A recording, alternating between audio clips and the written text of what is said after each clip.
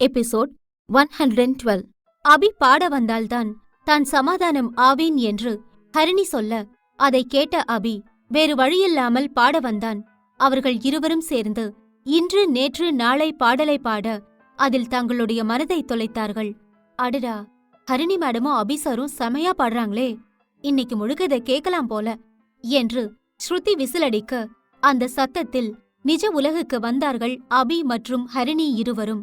அபி அமைதியாக இருக்க, அப்போது அவன் அருகே வந்த ஸ்ருதி, சார் இன்னொரு பாட்டு பாடுங்க என கேட்க, ஒரு பாட்டு பாடுனதே பெரிய விஷயம், இன்னொரு பாட்டெல்லாம் வாய்ப்பே இல்ல என்றான் அபி.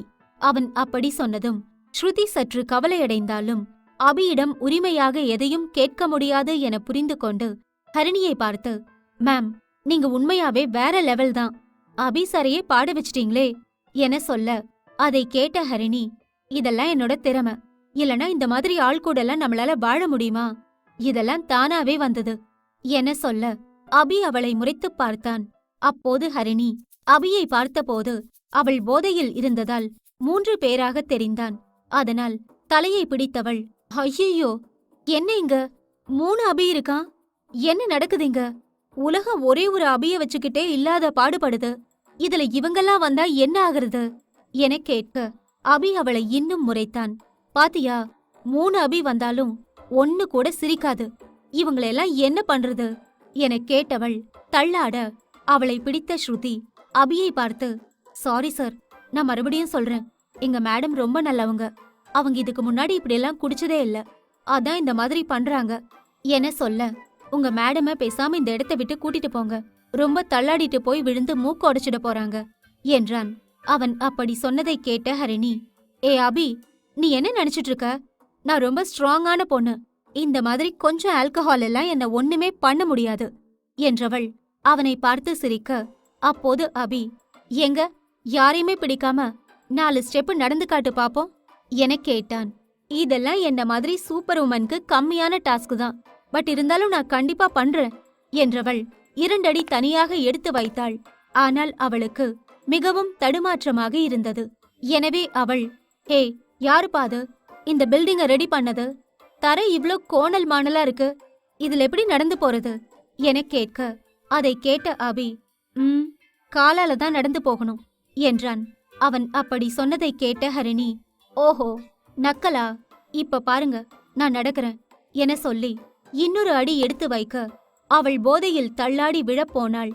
அப்போது ஸ்ருதி அவளை பிடிக்க வர, அதற்கு முன்பாகவே அபி அவளை பிடித்தவன், என்னாச்சு உனக்கு என கேட்க, போதையேறி போச்சு, புத்தி மாறி போச்சு என பாட்டு பாடினாள் ஹரிணி. அவளை திருத்த முடியாது என நினைத்த அபி ஸ்ருதியை பார்த்து, ஸ்ருதி உங்க மேடமை நீங்க கொஞ்சம் கூப்பிட்டுக்கோங்க என சொல்ல, இல்ல நான் போக மாட்டேன், ஏன் அபி என்னை எப்ப பார்த்தாலும் தனியா விடுற, நீ இப்படி பண்ணதுக்கெல்லாம் நான் பனிஷ்மெண்ட் கொடுக்காம இருந்ததுதான் என் தப்பு, இரு உன்ன என்றவள் அவன் கன்னத்தில் கடித்து வைக்க, அபி வலித்தாலும் அதை பொறுத்து கொண்டான். இதையெல்லாம் பார்த்து கொண்டிருந்த அந்த ஆபீஸை சேர்ந்தவர்கள் எல்லாம் அதிர்ச்சி அடைந்தார்கள். நம்ம அபி சாரும் ஹரிணி மேடமும் நடந்துக்கிறத பார்த்தா இவங்க 2 பேரும் லவ்வர்ஸ்னு தானே தோணுது என ஒரு பெண் சொல்ல, அதை கேட்ட ஸ்ருதி அவள் அருகே வந்து, நிஜமா சொல்லணும்னா எனக்குமே அப்படிதான் தோணுது, ஆனா இத பத்தி நம்ம பேசுறது அபி சாருக்கு தெரிஞ்சா நமக்கு தான் பிரச்சனை, அதனால எல்லாரும் சும்மா இருங்க என்று சொன்னவள் அபியிடம் சென்று, சாரி சார், நான் மேடம பாத்துக்கிறேன் என்று சொல்ல, இல்ல வேண்டாம், நானே அவங்கள கூட்டிட்டு போறேன், நீங்க பார்ட்டியை என்ஜாய் பண்ணுங்க என்றவன் ஹரிணியை தூக்கிக் கொண்டு செல்ல, அனைவருக்குமே அதிர்ச்சியானது. ஹே என்னப்பா அது, ஹரிணி மேடம் பண்ண வேலைக்கு இவர் ஏதாவது பண்ணுவாருன்னு பார்த்தா இப்படி பாசமா தூக்கிட்டு போறாரு, அப்ப நம்ம சந்தேகப்பட்டதுதான் சரியோ என யோசித்தார்கள். ஆனால் அவர்களின் யூகங்களை எல்லாம் கண்டுகொள்ளாமல் அபி அவளை தூக்கிக் கொண்டு பார்க்கிங் செல்ல, அப்போது ஹரிணியால் அபியின் சென்ட் ஸ்மெல்லை நன்றாக உணர முடிந்தது. எனவே அவள், வாவ், இந்த ஸ்மெல் உண்மையாவே செம்மையா இருக்கு, எனக்கு பழசெல்லாம் ஞாபகம் வருதே என சொல்ல, அதை கேட்டவன், இப்ப நீ வாயை மூடிட்டு வரையா என கேட்க, நீ சொல்லி கேட்காம இருப்பனா என வாயை மூடிக்கொண்டாள் ஹரிணி. அதன் பிறகு அவளை காரில் உட்கார வைத்தவன் சீட் பெல்ட் போட, சரியாக அவள் போன் அடித்தது. என் போன் எங்க அடிக்குது, எனக்கு சத்தம் எல்லாம் கேக்குதே என சொல்ல, அதை கேட்ட அபி கடுப்பாகி, ஏ ஆர்வம், உன் போன் உன் பாக்கெட்ல தான் அடிக்குது, அது கூட உனக்கு தெரியலையா என கேட்க, அதெல்லாம் எனக்கு நல்லா கேக்குது என்றாள் ஹரிணி. அப்ப எடுத்து பேசு என்று அவன் சொல்ல, அது முடியாது, நீதான் எனக்கு எடுத்து தரணும் என சொன்னாள். அதில் கடுப்பான அபி முதலில் எந்த உதவியும் செய்ய வேண்டாம் என்று நினைத்தவன் அதன் பிறகு கிரிஷ் கால் செய்திருப்பானோ என போனை எடுத்து கொடுத்தான். அவன் அப்படி செய்யும்போது அவள் உடலை அவன் கைகள் தீண்டியது. நீண்ட நாட்களுக்கு பிறகு ஹரிணியின் நெருக்கம் அவன் மனதை ஏதோ செய்தது. அதனால் அவன் மிகவும் வித்தியாசமாக உணர்ந்தான். ஆனால் அதை வெளிக்காட்டிக் கொள்ளாமல் சீட்டில் அமர அப்போது போனை பார்த்த ஹரிணி, விஜய் கால் பண்ணிருக்கான் என மிகவும் குஷியாக போனை அட்டென்ட் செய்ய அதிலேயே பாதி கடுப்பானான் அபி. ஹே விஜய், என்ன கால் பண்ணிருக்க என அவனிடம் குஷியாக பேசவும் பொறாமையில் பொங்கிவிட்டான் அபி. அவனுடைய மூக்கு கூட கோபத்தில் சிவந்து போனது. அதே நேரம் அந்த பக்கத்தில் இருந்த விஜய், ஏ ஹரிணி, என்னாச்சு? நீயே இப்படி கொஞ்சி கொஞ்சி பேசுற, உண்மையை சொல்லு, குடிச்சியா என கேட்க, ஆமா, நான் நல்லா குடிச்சிட்டேன் என்றாள். அட ஹரிணி, நீதான் குடிக்க மாட்டியே, அப்புறம் ஏன் இந்த கொலவெறி உனக்கு என விஜய் கேட்க, நான் என்ன பண்றது, எல்லாரும் என்ன அப்படி ஆக்கிட்டாங்க. சிலரை எல்லாம் பார்த்த உடனே மனசுல உள்ள வலி ஞாபகம் வருது, அதான் நல்லா குடிச்சிட்டேன் என்றாள். அதை கேட்டவன், சரி ஓகே, நீ டென்ஷன் ஆகாத, இரு, நான் உன்னை வந்து கூட்டிட்டு போறேன் என்று சொன்னான். ஹேய், அதெல்லாம் வேண்டாம், நான் இப்போ அபி கூட தான் இருக்கேன் என ஹரிணி சொல்ல அதிர்ச்சியான விஜய், ஹேய், என்ன சொல்ற, நிஜமா நீ அபி சார் கூடவா இருக்க என கேட்டான். ஆமா, அவன்தான் இன்னைக்கு என்ன பயங்கரமா அழ வச்சுட்டான் தெரியுமா, எல்லாரும் என்ன கஷ்டப்படுத்துறாங்க விஜய் என்று சொல்ல அதை கேட்டவன் ஒன்றும் புரியாமல் குழப்பம் கொண்டான். சரி, நீ டென்ஷன் எல்லாம் ஆகாத, நான் அங்க வரேன் என சொல்ல அப்போது ஹரிணியிடம் இருந்து போனை வாங்கிய அபி, ஹலோ, நான் அபி பேசுறேன் என்றான். உடனே பதட்டமான விஜய், அபி சார் சொல்லுங்க என கேட்டான். நான் ஹரிணியை என்னோட வீட்டுக்கு கூட்டிட்டு போறேன், அவன் நல்லா குடிச்சிருக்கா, இந்த மாதிரி நேரத்துல அவளை தனியா விடுறது நல்லதே இல்ல என்றான். சார், எனக்கும் புரியுது சார், உங்களுக்கு சிரமமா இருந்தா நான் வேணா அவளை வந்து கூட்டிட்டு போறேன் என விஜய் சொல்ல, ஹரிணியால என்னைக்குமே எனக்கு எந்த பிரச்சனையும் வராது, அவ என்ன பண்ணாலும் என் கண்ணுக்கு கியூட்டா தான் தெரியவா என்றான். அவனிடம் இப்படி ஒரு பதிலை எதிர்பார்க்காத விஜய் பேச வார்த்தைகள் இன்றி அதிர்ச்சியானான். அபி போனை அதன் பிறகு கட் செய்தவன் ஹரிணியை அழைத்துக் கொண்டு தன்னுடைய வீட்டுக்கு வந்தான். அவன் ஒரு பெண்ணை தூக்கிக் கொண்டு வருவதை பார்த்த வேலைக்கார பெண்மணி ஷாக் ஆனார். அதை பார்த்தவன், என்னாச்சு, எதுக்கு இப்படி ஷாக் ஆகுறீங்க, போங்க போய் இவங்களுக்கு குடிக்க மோர் கொண்டு வாங்க என சொல்லி சென்றான். அவன் செல்வதையே கொஞ்ச நேரம் அவர் நின்று பார்த்தார். அடடா, என்னாச்சு இவருக்கு, ஏன் இவர் யாரோ ஒரு பொண்ணை வீட்டுக்கு கூட்டிட்டு வந்திருக்காரு, அதோட அவர் இந்த பொண்ணுகிட்ட ரொம்ப நல்லா நடந்துக்கிறாரே, கண்டிப்பா அடமழை வரப்போகுது என்று நினைத்தவர் அந்த இடத்தை விட்டு சென்றார். அவர் மனதில் பல கேள்வி ஓடியது. ஏனென்றால் அபி அனாமிகாவை கூட இந்த வீட்டில் உறங்க அனுமதித்ததே இல்லை. அதனால் சாந்திக்கே நிஜமாக அவர்கள் இருவரும் கணவன் மனைவியா எனக்கூட சந்தேகம் உள்ளது. அந்த அளவிற்குதான் அவன் அனாமிகாவை நடத்துகிறான். அப்படி இருக்கும்போது ஹரிணியின் வருகை அவரை மிகவும் குழப்பியது. ஆனாலும் அவர் தன்னுடைய வேலையை பார்த்தார். அதே நேரம் அபியின் ரூமுக்குள் வந்த ஹரிணி தான் எங்கே இருக்கிறோம் என புரியாமல் இருந்தாள். அதோடு அவளும் போதையின் தாக்கத்தில் தான் என்ன செய்கிறோம் என புரியாமல் அவள் நடந்து கொள்ள அவளை சோஃபாவில் உட்கார வைத்தான் அபி. அப்போது ஹரிணி, ஐயோ, எனக்கு ரொம்ப வேர்க்குது, என்னால முடியல என்றவள் சட்டென்று அவள் சட்டையை கழட்டிப் போட அபி அதிர்ச்சியானான். ஏ ஹரிணி, என்ன பண்ற என கேட்க, இவ்ளோ பெருசா இருக்கு இந்த வீடு, ஏன் இங்க ஏசி இல்லையா, எனக்கு வேர்க்குது என சொல்ல, நீ சொல்லுவ, ஏன் சொல்ல மாட்ட என அவளை பார்த்து முறைத்தவன் அவளை தூக்கிக் கொண்டு பாத்ரூம் உள்ளே சென்று அங்கிருந்த பாத்டப்பில் போட்டான்.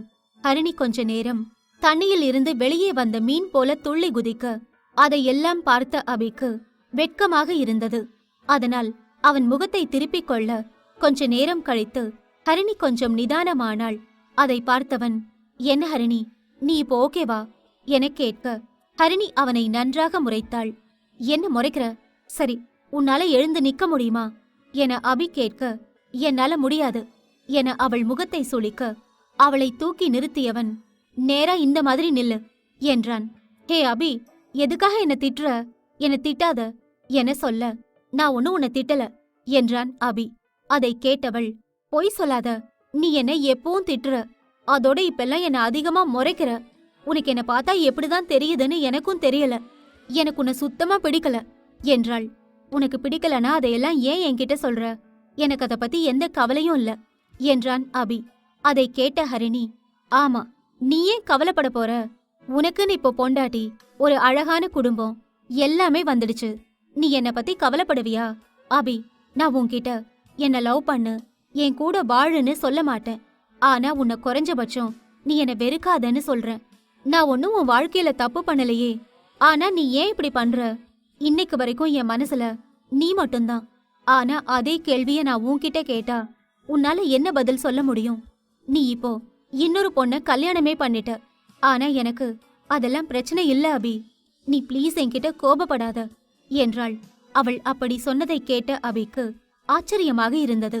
அவள் குடித்ததால் தான் இப்படியெல்லாம் பேசுகிறாள் என்று நினைத்தவன் மிகவும் அமைதியாக இருக்க, அப்போது அவனை பார்த்த ஹரிணி, நீ என்ன இங்க வந்ததிலிருந்தே ஏதாவது ஒரு விஷயத்துல கஷ்டப்படுத்திட்டு தான் இருக்க. ஆனா என்னோட விஜய் அப்படி இல்ல. அவன் ரொம்ப நல்லவன். அவன் எப்பவுமே என்ன ரொம்ப சந்தோஷமா பாத்துக்குவான் தெரியுமா? அதோட அவனுக்கு ஏன் சந்தோஷம்தான் முக்கியம். அப்ப நான் அந்த மாதிரி ஒரு பையன் கூட இருக்கிறது தானே சரி என கேட்டாள். அவள் அப்படி கேட்டதும் கடுப்பான அபி, ஹரிணி அதிகமா பேசாத என சொல்ல, ஏன் நான் பேசக்கூடாது? நான் அப்படிதான் பேசுவேன். உன்னை விட அவன் என்ன நல்லாதான் பாத்துக்கிறான். அதோட அவன் ஒன்னும் உன்ன மாதிரி கண்ட பொண்ணுங்க பின்னால போற டைப் இல்ல என்றாள். அந்த வார்த்தை அபியை அதிகம் கோபப்படுத்தியது. ஏ ஹரிணி, இப்ப என்ன சொன்ன நீ? அவன் கண்ட பொண்ணுங்க பின்னாடி போக மாட்டானா? அப்ப என்ன பார்த்தா உனக்கு எவ பின்னாடி வேணா போறவன் மாதிரி இருக்கா என கேட்டான். ஆமா, நீங்க அப்படிப்பட்ட ஒரு ஆள் தானே மிஸ்டர் அபி. ஊருக்குள்ள அப்படியே நல்ல பையன் மாதிரி இருந்துட்டா உங்க உண்மை என்னன்னு யாரும் கண்டுபிடிக்க மாட்டாங்கன்னு நினைச்சீங்களா? நான் கண்டுபிடிச்சிட்டேன். நீங்க எப்படிப்பட்ட ஆளுன்னு எனக்கு நல்லா தெரியும். உங்களுக்கு அழகான பொண்ணுங்களை ரூமுக்கு வர வைக்க ரொம்ப பிடிக்கும் தானே என கேட்டாள். அவள் அப்படி கேட்டதும் கோபம் கொண்டான் அபி. ஹரிணி, நானும் நீ போதையில இருக்கேன்னு அமைதியா இருக்கேன். அதுக்காக வார்த்தைய ரொம்ப விடாத, அது நல்லதுக்கில்ல என்றான். அப்படிதான் பேசுவேன். நீ இந்த வீட்டுக்கு உனக்கு இஷ்டமான பொண்ணுங்களை கூட்டிட்டு வந்து தப்பு பண்றல்ல என கேட்க, ஓஹோ அப்படியா? ஆனா ஹரிணி, அப்படி பார்த்தா இப்ப நீதான் இங்க இருக்க. நான் உன்கிட்ட தப்பு பண்ணவே இல்லையே என கேட்க, உனக்கு இஷ்டமான பொண்ணுங்க கிட்ட தானே சம்பவம் பண்ணுவ. என்னதான் உனக்கு பிடிக்காதே என சொல்ல, அப்படியெல்லாம் இல்லையே என சொன்னவன் சட்டென்று அவளை இழுத்து அவள் உதட்டில் முத்தம் கொடுத்தான். எத்தனை வருடப் பிரிவு! அந்த வேதனையை எல்லாம் ஒரே முத்தத்தில் வெளிப்படுத்த நினைத்ததாலோ அவன் அவளை விடாமல் முத்தம் கொடுத்தான். ஹரிணி அவனை விட்டு விலக நினைத்தவள், ஹே அபி, என்னாச்சு உனக்கு? எதுக்காக நீ இந்த மாதிரி எல்லாம் பண்ணிட்டு இருக்க என கேட்க, நான் தான் கெட்டவனாச்சே, அப்படிதான் பண்ணுவேன் என்றவன் அவளுக்கு தொடர்ந்து முத்தம் கொடுக்க ஹரிணி அவனை விட்டு விலக போராடினாள். ஒரு கட்டத்தில் அபி அவள் உதட்டில் கடித்து விட்டான். அதனால் வலி தாங்காமல் அவனை விட்டு விலகியவள், ஹேய், ஏன் இப்படி பண்ண என முகத்தை சுளிக்க, ஏன் உனக்கு ரொம்ப வலிக்குதா என அபி கேட்க, வலிக்குதாவா? ஹேய், இங்க பாரு, எனக்கு ரத்தமே வருது என்றாள். அவள் அப்படி சொன்னதை கேட்ட அபி, சரி சாரி, இனி நான் இப்படி பண்ண மாட்டேன். நீ குளி. Left side hot water, right side cold water. குளிச்சுட்டு வா, வெளியே இருக்கேன் என சொல்லி சென்றான். அவன் சென்றதை பார்த்த ஹரிணியின் மனம் பழைய விஷயங்களை யோசிக்க ஆரம்பித்தது.